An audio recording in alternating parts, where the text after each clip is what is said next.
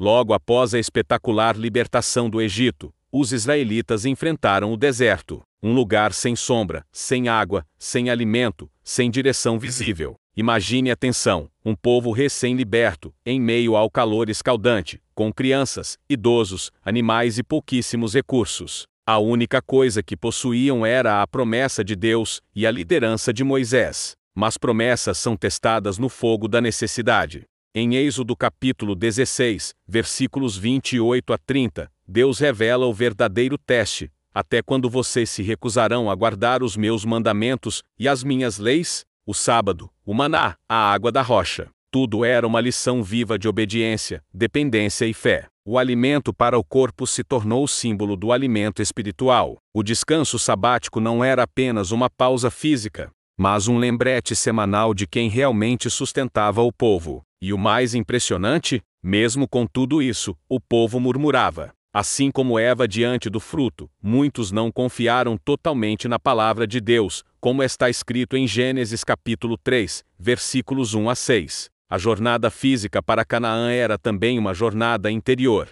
espiritual, rumo a uma confiança total no Senhor. A murmuração do povo revela uma luta constante que ainda habita o coração humano, a dificuldade de confiar mesmo após testemunhar milagres. Eles haviam atravessado o mar em terra seca, visto colunas de fogo e nuvem guiando seus passos, e agora, por estarem com sede ou fome, questionavam se Deus estava realmente com eles. Em Êxodo capítulo 17, versículos 1 a 7, Moisés clama ao Senhor diante da fúria do povo, e recebe uma ordem inusitada: ferir a rocha, para que dela saísse água. Essa rocha, conforme esclarece a primeira carta aos Coríntios, capítulo 10, versículo 4, simbolizava Cristo o verdadeiro sustentador, ferido por nós, para que recebêssemos a água da vida. Mas nem todos compreenderam a profundidade daquele gesto. Eles viam o milagre, mas não percebiam o milagreiro. Viagem após viagem, milagre após milagre, o coração do povo oscilava entre fé e dúvida. Eles queriam a bênção, mas sem o compromisso.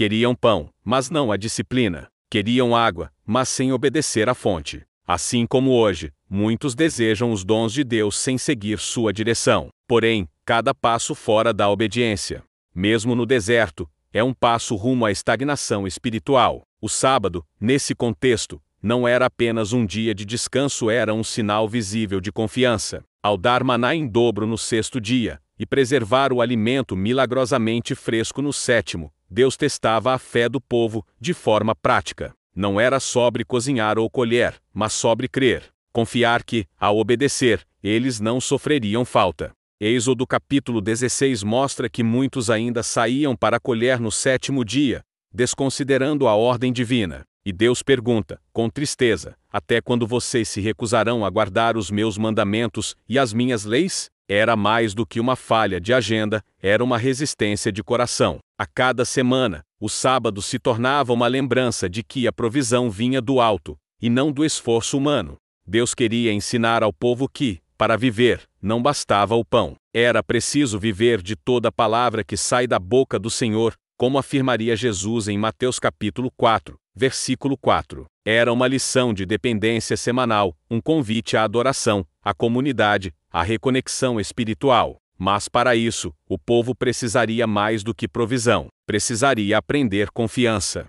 Na longa jornada para Canaã, cada dificuldade servia como degrau para o crescimento espiritual, mas muitos tropeçavam nos mesmos erros: murmuração, incredulidade e resistência à liderança de Moisés. Êxodo capítulo 18 mostra uma pausa estratégica. Moisés, sobrecarregado, recebe conselhos de seu sogro, Jetro, que o ajuda a estruturar melhor a liderança do povo. Era mais uma lição: até os líderes precisam de orientação e apoio. E o povo, por sua vez, precisava aprender a cooperar, a ouvir e a respeitar as autoridades levantadas por Deus. A história de Israel no deserto não é apenas sobre um povo antigo, mas sobre todos nós. Paulo, escrevendo aos Coríntios, afirma claramente que esses eventos foram registrados como exemplo para nós, conforme primeira carta aos Coríntios, capítulo 10, versículo 11. Cada murmuração, cada milagre, cada lição, tudo é um espelho do coração humano diante dos testes da vida. E a grande pergunta é: vamos aprender com os erros deles, ou os repetiremos em nossa própria jornada espiritual? O pão e a água da vida ainda estão disponíveis. Cristo ainda sustenta. Mas será que confiamos o suficiente para obedecer?